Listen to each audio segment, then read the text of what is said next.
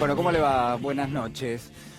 Hay teóricos, y quizás Thomas Piketty es uno de los principales teóricos que estudian la desigualdad, que suele decir que cada uno de los países, que todos los países en el mundo, todos aquellos que tienen el registro de la desigualdad en sus sociedades, que tienen siempre un relato que termina compensando esa desigualdad, que termina justificándolo, ¿no? Y en la Argentina, por supuesto, también tenemos nuestro relato. Quizás algunos podrían pensar en esa especie de mito que hay a propósito de la clase media de la Argentina. Todos son clase media, una gran parte de la sociedad se cree clase media, pero también hay otros, muchos, los planeros, los embarazos, que hay quienes piensan que quienes tienen una asignación universal por hijo prácticamente, digo, desde todo punto de vista, llevan a cabo. ¿Para qué? Para cobrar más planes. Hay una cantidad de mitos enormes en esta sociedad que tienden a justificar la desigualdad. Y cuando uno se remite a los datos, a lo que es la sociedad argentina hoy, a lo que es nuestra Argentina de hoy, la Argentina no es solamente los factores de la producción, la tierra, el capital y el trabajo. La Argentina es su gente.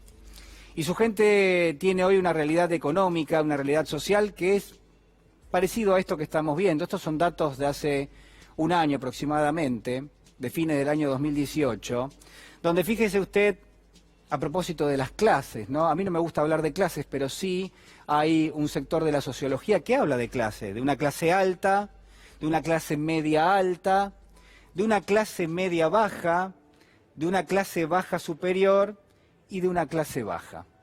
Y entonces uno podría dividirlo en estos estamentos que estamos viendo. Cuando nos remitimos, cuando vamos hacia uno de los extremos de la pantalla, el 5% de la sociedad argentina tiene un ingreso promedio familiar de 260.000 pesos mensuales. Y así se define lo que uno podría considerar que es la clase alta argentina. Mientras que allí debajo, ese 20% que usted ve, tiene ingresos que a fines del año pasado promediaban los 15.000 pesos mensuales. Obviamente estamos hablando de sectores que están por debajo de la línea de pobreza. En aquel momento la línea de pobreza se dibujaba en los 24.300 pesos, hoy es superior y todo se ha ajustado, pero por supuesto los sectores de ingresos más bajos han ajustado mucho menos que los sectores de ingresos más altos. Y quizás cuando uno analiza los datos disponibles, no están todos, pero hay algunos, el 10% más rico de la población, que suma este 5 más un 5 que está ubicado aquí arriba, el 10% más rico tiene en su afán, y en todo caso tiene también la posibilidad de apropiarse de un 32% de la riqueza que genera el país. El 10% se queda con el 32% de la riqueza.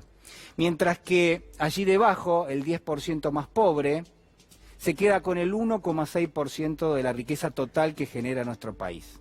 El 10% más rico se queda con el 32%, y yo le diría que ese número puede ser incluso superior en este momento, y el 10% más pobre se queda con el 1,6%, y yo le diría que ese número puede ser más bajo todavía a partir del efecto pobreza que se ha generado en los últimos meses. Esta es la Argentina.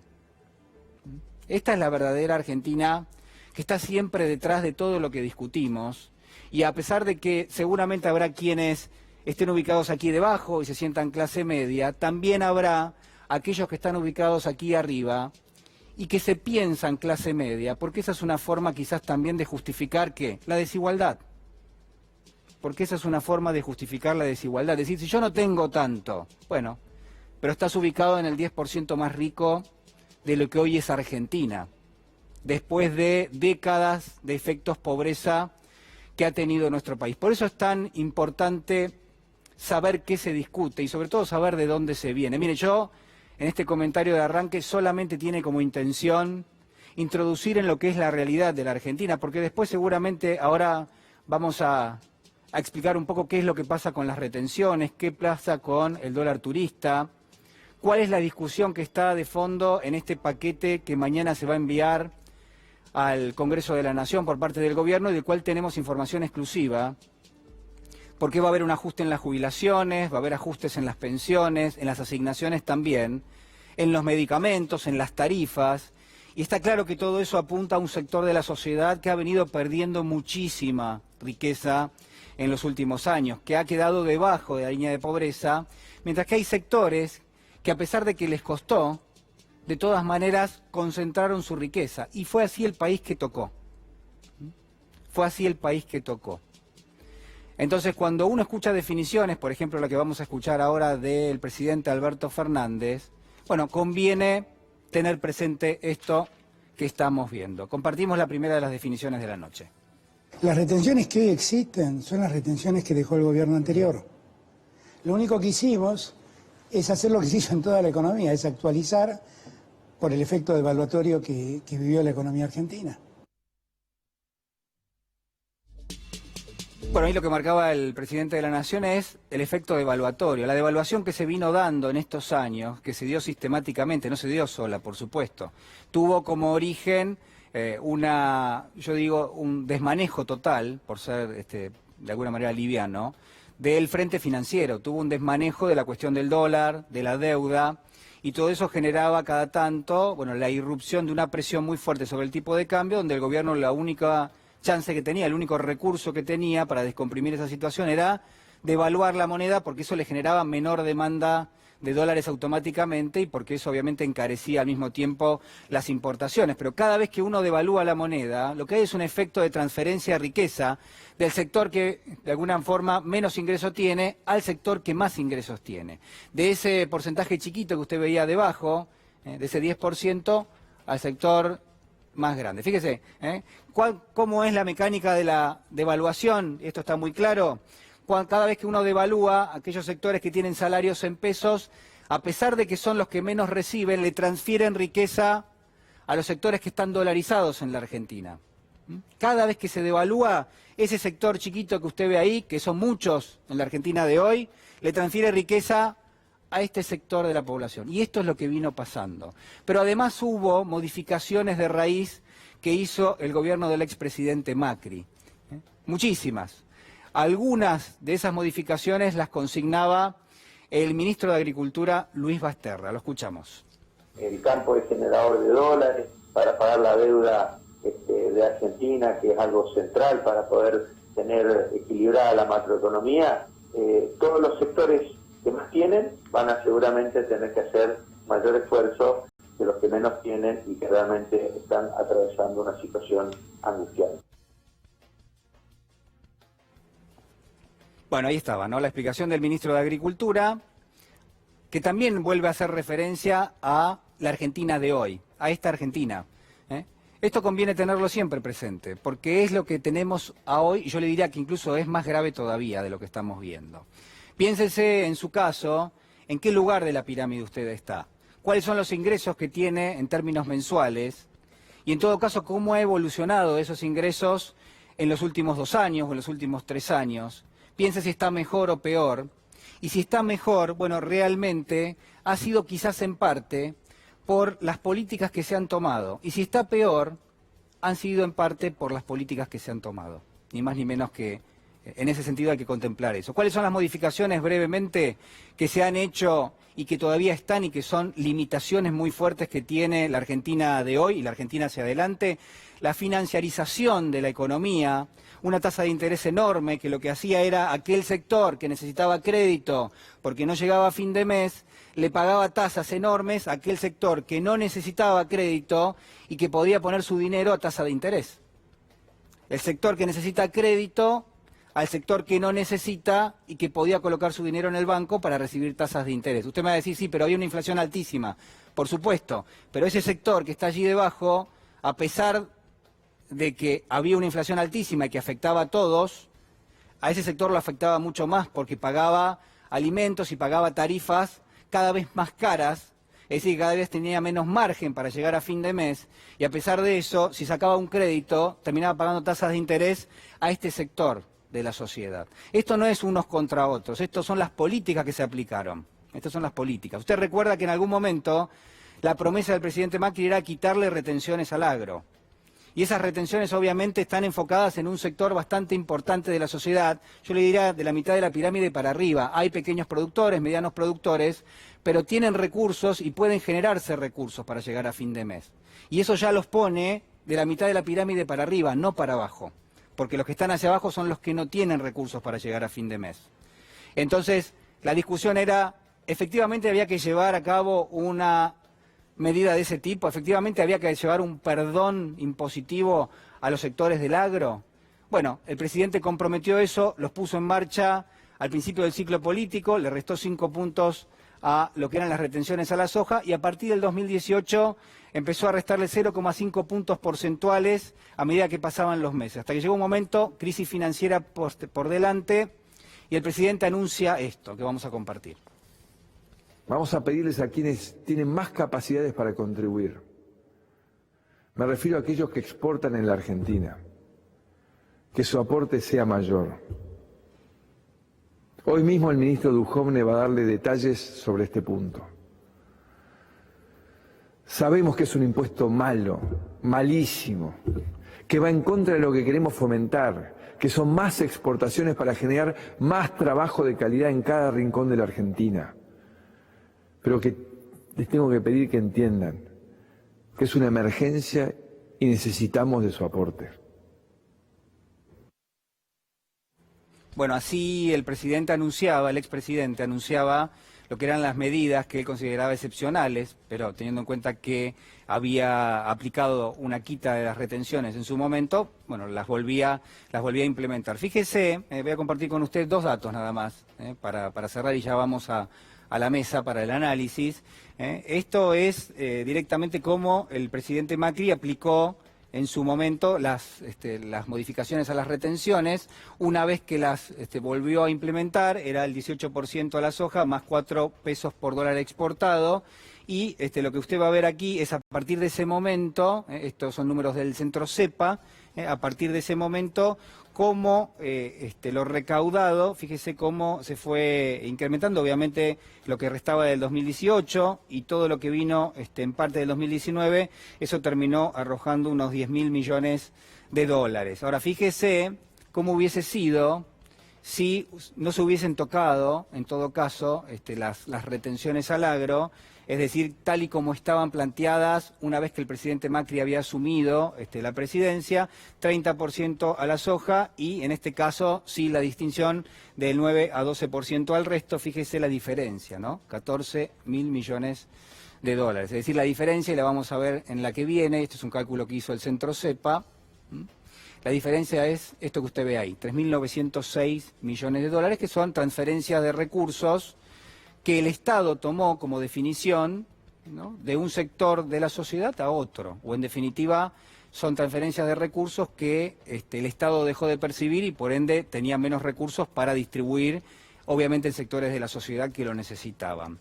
Bueno, este es el planteo tal y como está dado. Yo lo que quiero decirle, y vamos a ir a la mesa para discutirlo, es que obviamente hay muchísimo que contemplar, entre otras cuestiones, cuál es la capacidad productiva de cada uno de quienes forman parte del campo, de quienes forman parte del agro. Pero está claro, en este sentido, que la realidad es que mucha gente que se pone a discutir estas cuestiones no tienen claro cómo es la pirámide social de la Argentina y cuáles son las dificultades que enfrenta la sociedad en este momento. Y sobre todo también cuál es la responsabilidad que tiene el gobierno por delante. Una responsabilidad no menor en un país que tiene tanta pobreza. Bueno, ya estamos, les agradezco a todos por estar aquí en esta noche. Está Carlos Achetoni con nosotros, presidente de la Federación Agraria. Muy buenas noches. Agustín Datelis, economista. Está Julián Jofere, que es abogado laboralista. Y está José Urtubey, de la Unión Industrial Argentina. Bueno, empiezo con Achetoni, pero la idea es que entre todos tratemos de hacer una evaluación de este momento. Lo escuchábamos al presidente Alberto Fernández hace algunos instantes nada más. Daba una definición desde el punto de vista de que hay que hacer un esfuerzo, un sector de la sociedad, en pos de otro que en este momento está sufriendo. Lo escuchamos. Sí, sinceramente, sí, lo hemos dicho en estos días, que nuestro sector, el del pequeño y el mediano productor, precisamente se encuentra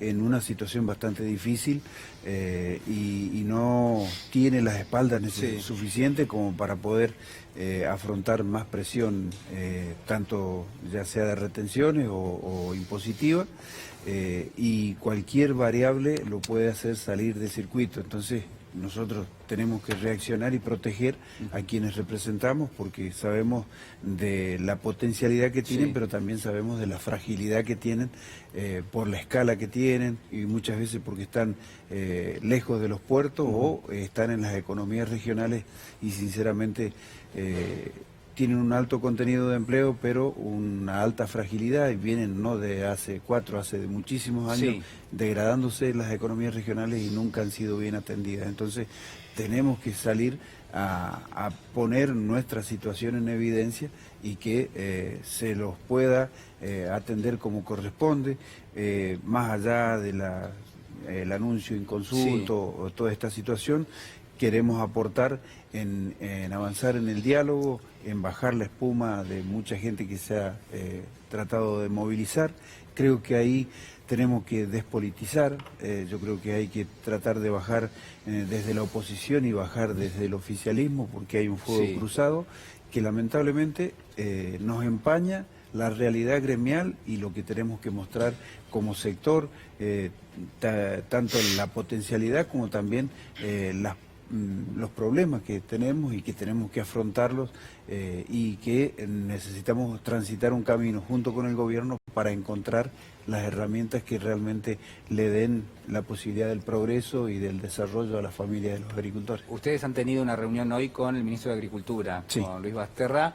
¿Le plantearon esto? El gobierno, en principio, por lo menos por las definiciones que ha dado hasta última hora, trazaría una diferenciación entre los pequeños y medianos productores y aquellos productores que son mucho más grandes y que entendemos que obviamente pueden afrontar lo que son las modificaciones que se han planteado en las retenciones. Sí, claramente en esta reunión no puedo decir que se quedó firme o asegurado esto, porque sería mentir, y la verdad que hoy, en un momento tan sensible, lo peor que podemos hacer con nuestros representados es transferirle algo que sea una ilusión, que sea inexacto, y que no se pero se lo plantearon. Sí, ¿Y claramente. qué dijo el ministro? Bueno, que ellos están analizando esas posibilidades, pero que no hay nada concreto todavía, entonces creo que es prudente decir que estamos en diálogo, que queremos avanzar en soluciones efectivas, pero que todavía no hay nada claro, y aparte estamos en la víspera de la presentación de la ley de emergencia. Queremos ver qué contenido tiene, y también decimos una cosa, desde un sector que cuando hubo crisis tuvimos que aportar, y cuando hubo bonanza seguimos aportando, y nunca se fijó bien a dónde iban a parar esas contribuciones, que hoy nosotros no damos más como para poder hacer esos esfuerzos, pero que hay sectores que también, por ejemplo el político, que va a llevar este tratamiento, también que haga un gesto y también que haga un aporte. Agustín, recién estuvo aquí el jefe de gabinete, Santiago Cafiero, y entre las definiciones que dejó, una que a mí me parece que fue relevante es: el gobierno va a pedir mañana o va a presentar un proyecto para tener, algunos dicen superpoderes, en realidad es la posibilidad de cambiar determinado tipo de partidas. En ese contexto, el gobierno tiene la intención, hasta ahora las retenciones, por ejemplo, están 30% para la soja y 12% para, por ejemplo, el trigo y el maíz, que es el grueso de las exportaciones. La intención del gobierno es tener esos poderes para elevar los 3 puntos, es decir, llegaría a 33% la soja, 15% el trigo y el maíz. Se supone que todo eso, una parte de eso iría al Fondo de Garantía de Sustentabilidad del ANSES, porque así está planteado, parece, en el proyecto que se va a presentar mañana. Por lo que me decía recién el jefe de gabinete. Digo, ¿cómo estás evaluando eso? Sí, a ver, en principio lo que hay que entender es que la economía argentina tiene que atender urgencias, ¿sí? y ya, de manera inmediata. Digamos. Esas urgencias, la prioridad está en el hambre, en el nivel de pobreza que es del más del 40%, etcétera. Bueno, para esto tenemos una situación de manta corta, porque digamos la herencia que se recibe de este gobierno en términos de deuda, necesidad de reestructurarla rápidamente, tema fiscal muy comprometido, con déficit primario, toda esa situación hace que la distribución del ingreso aparezca en el centro de la escena, ¿no? Por eso este análisis que estabas haciendo es muy bueno. En ese sentido lo que hay que entender es, la decisión en relación a los derechos de exportación o retenciones, como se le dice, sobre los productos primarios que tomó este gobierno hasta ahora fue retrotraer a los niveles que tenían el año 2018, ¿no? Digo, si uno hace la cuenta, es sencilla la cuenta, tomás los montos fijos que había impuesto el gobierno de Macri en aquel momento, 4 pesos, 3 pesos por dólar exportado, haces la cuenta de cuánto estaba el dólar y eliminás ese tope, haces la cuenta hoy, en términos porcentuales más o menos te da lo mismo.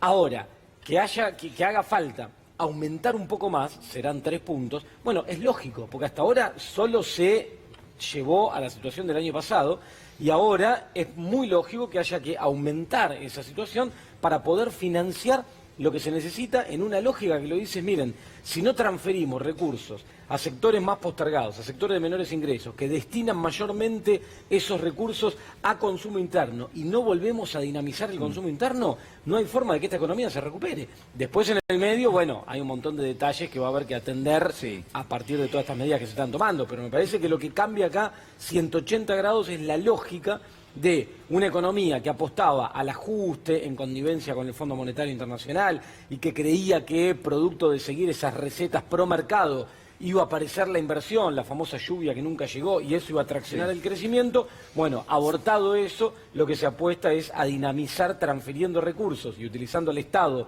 como transferencia, como encargado de transferirse eso, para expandir el consumo y expandir la demanda. Bueno, esa es la apuesta, me parece. Urtubey, ahora voy a preguntar por la doble indemnización, pero quiero preguntarle por la industria, ¿no? Por el estado de la industria hasta a partir de lo que ha sido este último ciclo. Bueno, yo creo que de la exposición que vos hacías, uno de los objetivos obviamente tiene que ser producir la riqueza para después distribuirla. En estos últimos años lo que se generó justamente son políticas que lo que lograron es retraer la producción. Obviamente la perjudicaron a niveles en donde vos ves que en la industria, por ejemplo, hoy funciona el 45% de la capacidad industrial instalada. La perjudicaron en donde, si yo te muestro la foto del 2019 sobre 2015, casi 10 puntos de diferencia. De todos modos, creo que, yendo a los paquetes de medidas que hoy anuncia el gobierno, me parece que están en la dirección correcta. Obviamente recién empiezan las medidas, seguramente mañana empezaremos a conocer algunas de ellas y hay expectativa de que se conozcan varias más, pero te diría, en primer lugar, yendo al consumo, me parece que hay 2 o 3 medidas en donde están en esa dirección.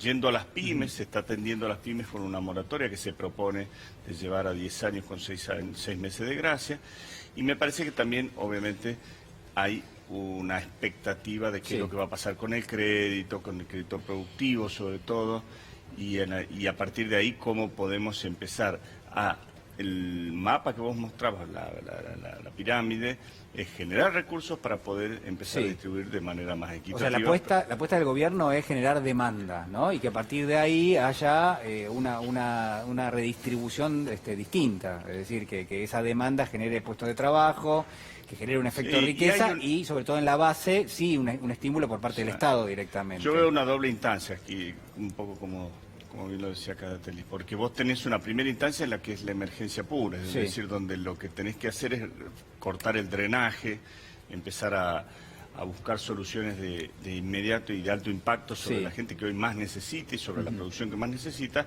y después tenés mediano y largo plazo que sí ya son políticas productivas puntuales, que es al incentivo y a la dinamización de determinadas economías, ¿no? Bueno, ahora hablamos de la doble indemnización, justamente de eso. Vemos una serie de definiciones que dio Alberto Fernández hace algunas horas nada más. A los jubilados este mes de diciembre cobran un aumento que ya está programado, que es el 8,70 y pico, pero vamos a darles un adicional en diciembre y en enero, cada mes 5.000 pesos más. También estamos tratando de reintegrarle a los que cobran la jubilación mínima el derecho a no pagar más medicamentos, que los medicamentos el Estado se los suministre gratuitamente. Una asignación universal por hijo reciba de acá a fin de año 2.000 pesos extras. Eso es un bono extra. Es un bono extra solo para la... AUH con niños, ¿no? Con niños, exactamente, con hijos. Con hijos. Bueno, bono de 2.000 pesos, diciembre y enero, para los titulares de asignación universal por hijo. bonos para aquellos que tienen la jubilación mínima, en diciembre 5.000 pesos, en enero 5.000 pesos, es lo que ha anunciado Alberto Fernández. El congelamiento por 6 meses de las tarifas, esto también ha sido parte del anuncio y es lo que se va a enviar en principio en el día de mañana. Y bueno, por ahora al menos eso, y hay anuncios de medicamentos gratuitos, sobre todo para aquellas jubilaciones que son mínimas. ¿Qué pasa con la doble indemnización? Digamos que el gobierno lo ha instrumentado por 180 días. Y a ver, yo lo dije anteriormente y lo sigo sosteniendo. Me parece que como medida es una medida inadecuada desde mi punto de vista, porque en alguna medida la búsqueda de los nuevos puestos de trabajo, justamente, qué es lo que hoy necesita la Argentina, está en una línea, quizás desde mi punto de vista, que esto genera, a ver, en una frase, es peor el remedio que la enfermedad. En definitiva, vos, a la hora de contratar, más allá que el decreto sostenga que a los nuevos empleados no los alcanza, cosa que también ahí es discutible la doble vara sobre un empleado respecto a otro. La temporalidad de uno u otro tiene un carácter de tratamiento distinto que después lo podremos analizar. Pero más allá de eso, creo que la mejor sin causa, ¿no? Estamos hablando del despido sin causa. Pero digo, la mejor forma, desde mi punto de vista, es a partir de políticas productivas. Es decir, el empleo genuino se genera a partir de políticas productivas. Por otro lado, vos fíjate lo que pasó en la industria. Si yo te muestro la foto del 2015 al 2019, se perdieron 200.000 puestos de trabajo fabriles. Vos vas a decir, ¿son muchos? Sí, por supuesto que son muchos. Pero si lo tomás en consideración de lo que pasó con la caída de la actividad industrial de 10 puntos en ese mismo periodo, te das cuenta que hubo un mantenimiento de la fuente de trabajo. Es decir, vos, un empresario, un industrial, no le interesa desvincularse porque si un trabajador, al contrario, lleva muchísimo tiempo su capacitación y creo que justamente un sistema que acompañe justamente la creación desde lo positivo y no desde una medida restrictiva, te ayuda a que no haya mayores niveles de informalidad, te ayuda a que no haya, obviamente, lo que sería un congelamiento de la base salarial. Jofele. A ver, cuando pensamos en una medida como la doble indemnización o cualquier medida que afecte derechos laborales, necesitamos ponerla en un contexto.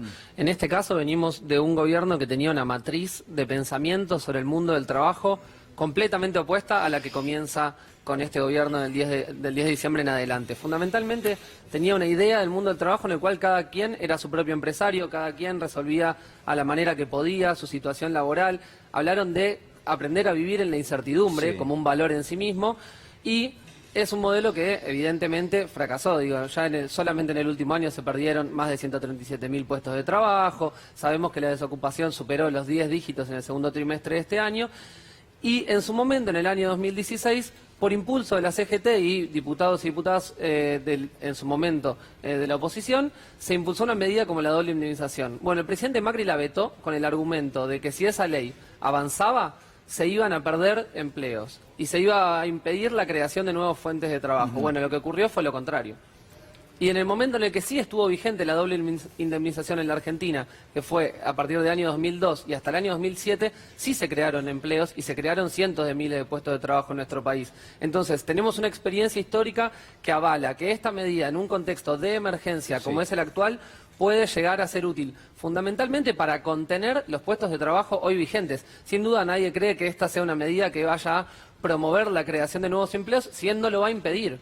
Es decir, al no aplicarse para los nuevos empleos, no impide la creación de nuevos empleos. Está pensada para contener las fuentes de trabajo vigentes y de esta forma ayudar a reactivar un poco la economía, que evidentemente es una de las preocupaciones prioritarias del gobierno. Breve, porque vamos a compartir en el 2002 empezó la generación de nuevos puestos de trabajo, no por la ley que impedía los despidos, sino por las políticas productivistas que se dieron en ese momento. Por otro lado, yo sostengo esto también coincidiendo con la vicepresidenta de la Nación, con Cristina Fernández de Kirchner. Coincido en este punto en ella donde claramente la vicepresidenta se expresa en la inconveniencia de este tipo de medidas. Esa definición fue en algún momento ya por el año 2010, ¿no? Donde la expresidenta decía, bueno, no estoy de acuerdo, pues se la habían ido a plantear la doble indemnización por parte de la CGT. Como modelo no estaba de acuerdo. Claro, por la CGT. Y que Así decía, es. bueno, que a veces las Porque herramientas es una hay que herramienta que, pensarlas. me parece que hay otras herramientas que se pueden llegar a cubrir Sí. estas necesidades que no necesariamente viene por el lado de la restricción. Sí. Si me permitís un solo dato Sí. más, en su momento la prórroga de aquella ley que se sancionó en el 2002, en el año 2004 se prorrogó y se establecía que iba a tener vigencia hasta que el índice de desocupación sea menor al 10%. Bueno, casualmente se vuelve a implementar una medida de este tipo cuando el índice de desocupación vuelve a superar el 10%. Sabemos que en ese tipo de contextos es que se aplica Sí. una medida como esta. Bueno, vamos a compartir, así lo analiza Chetoni y también Datelis, las definiciones que daba hace apenas algunos instantes nada más con Pablo Dugan, el jefe de gabinete de Santiago Cafiero. Creo que lo más importante que el presidente definió hoy y tomó la decisión de exhibir de alguna manera cuáles eran sus medidas, tiene que ver con, primero, poner a la Argentina en su real dimensión. ¿Cuál es la situación en la que nosotros estamos encontrando un gobierno? ¿Cuál es la situación en la que nosotros estamos encontrando un país? Y en las medidas extraordinarias que hay que tomar en un momento extraordinario de la Argentina. Esa es la realidad. Entonces, ¿eso implica un reconocimiento de que por ahí hay medidas no simpáticas? Sí, claramente.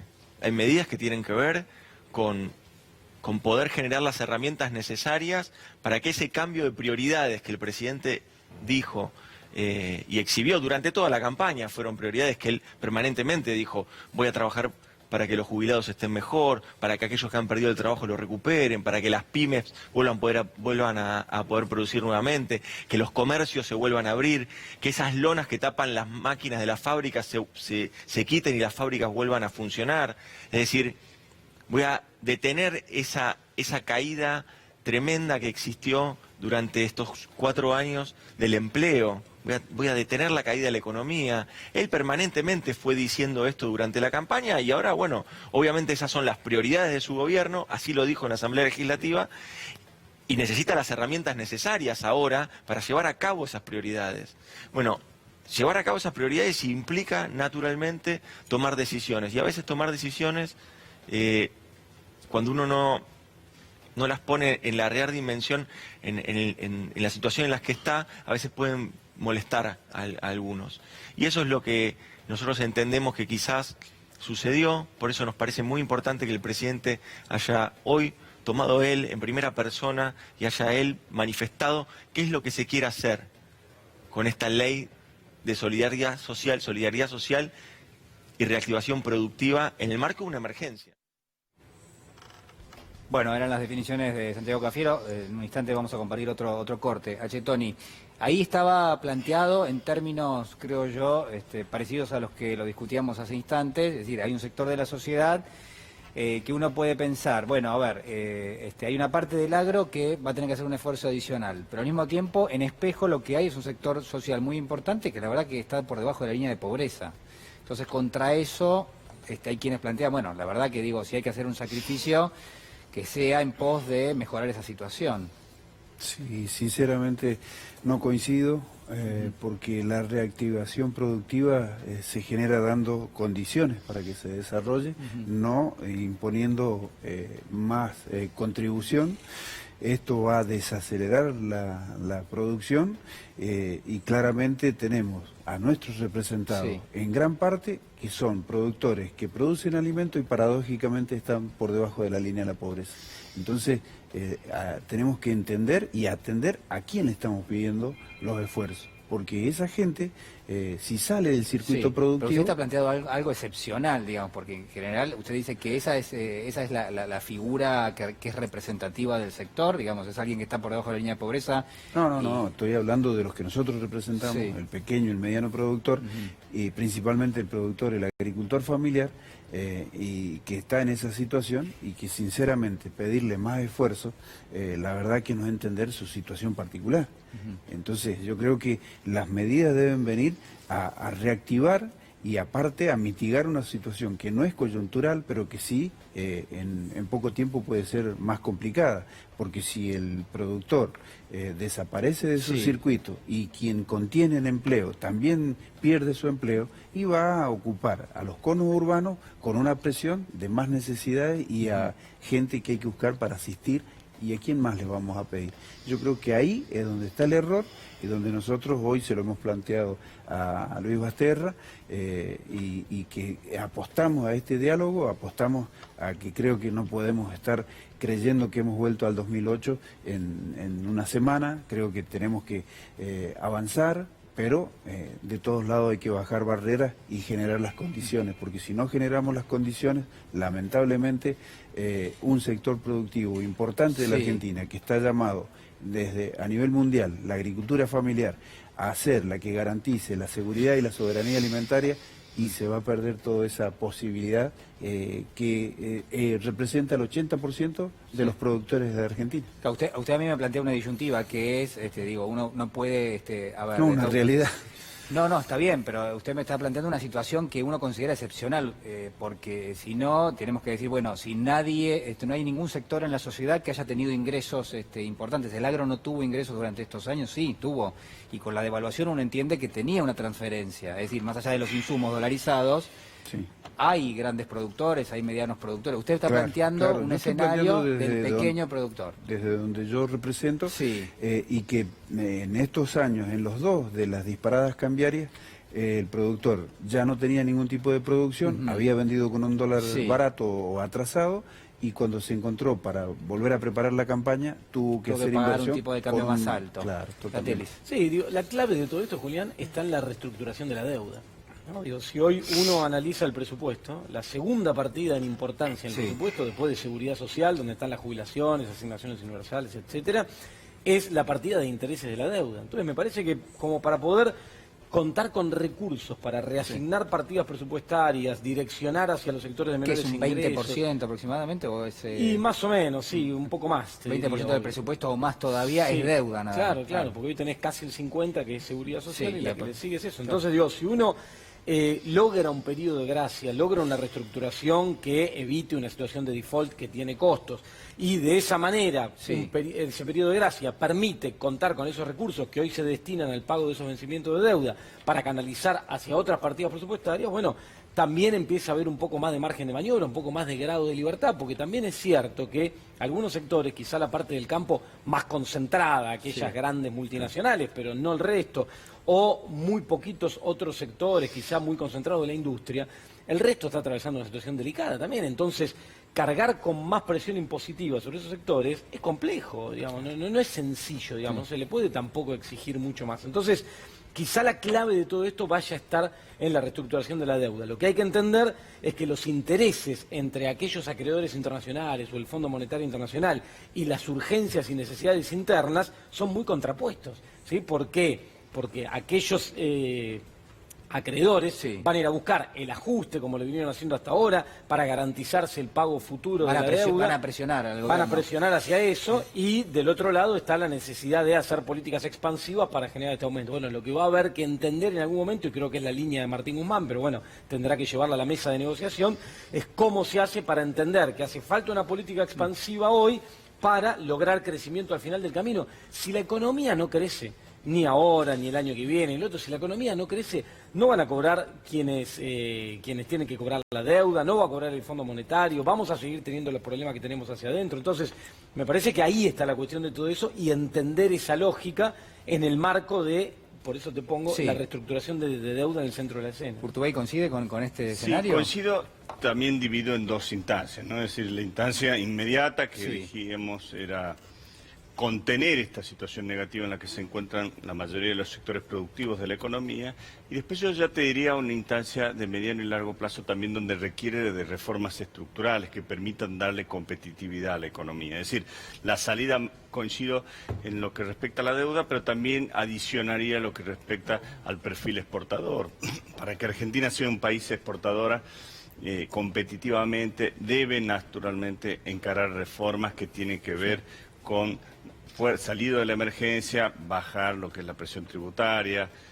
Obviamente el sistema financiero en la Argentina tiene que estar reestructurado, es decir, al servicio de lo que es la producción. Hoy no es así como funciona, eso es una de las grandes expectativas que hay.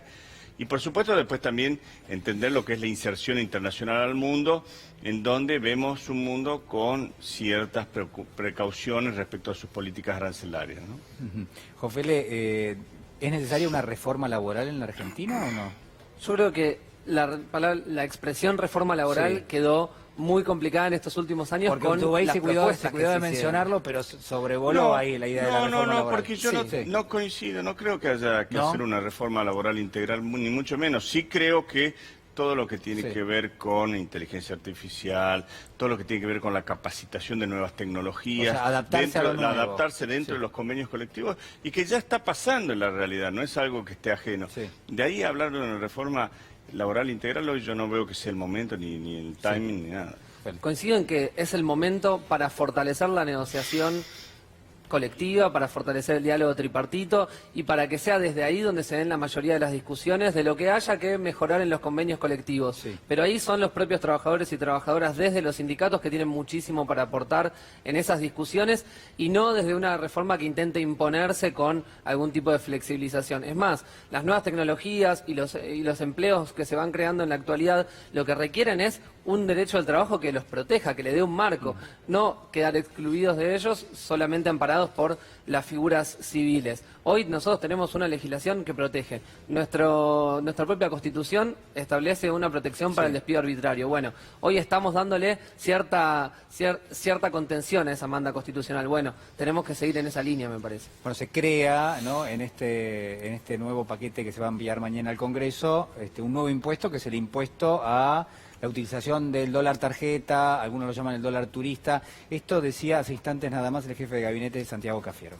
Para lo que son importaciones de insumos no van a estar alcanzados, independientemente de que se hagan. Se tiene que hacer por vía de importación, ¿no es cierto? Pero lo puede hacer a partir del banco también. Eso, va a haber una normativa que explique esto. Lo mismo para aquellos reactivos que necesite, por ejemplo, nuestra ciencia. Claro. Entonces, ¿cómo nosotros vamos a estar armando de vuelta el Ministerio de Ciencia y Tecnología, tratando de generar los recursos que no hay para desarrollar nuestra ciencia y tecnología, y vamos a poner esto? O sea, lo que es el hecho imponible es más bien algo relacionado con el consumo. Con el consumo y con el turismo. Sí, porque Pablo, nosotros tenemos que entender una cosa. Cuando nosotros hacemos un gasto en dólares y lo pagamos en pesos, alguien lo paga en dólares. El Estado. Con dólares que salen del Banco Central. Claro.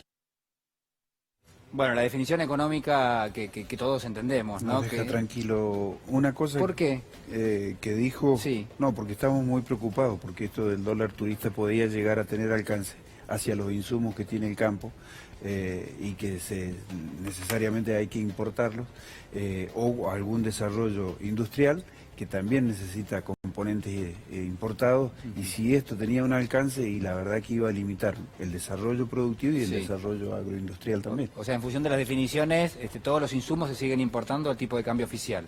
Eso, por eso digo, si es así, lleva una tranquilidad. Hay un tema, si me disculpas, que realmente vale la pena, y lo dije el otro día en la mesa en contra del hambre, que vale la pena atender la producción interna, el mercado interno y los desequilibrios que hay. Por ahí marginan a un productor porque le pagan en la distorsión por debajo de los costos, y el consumidor paga unos precios totalmente abultados, y a los que están en la línea de la pobreza o en la indigencia directamente los margina y no los deja acceder a los alimentos básicos.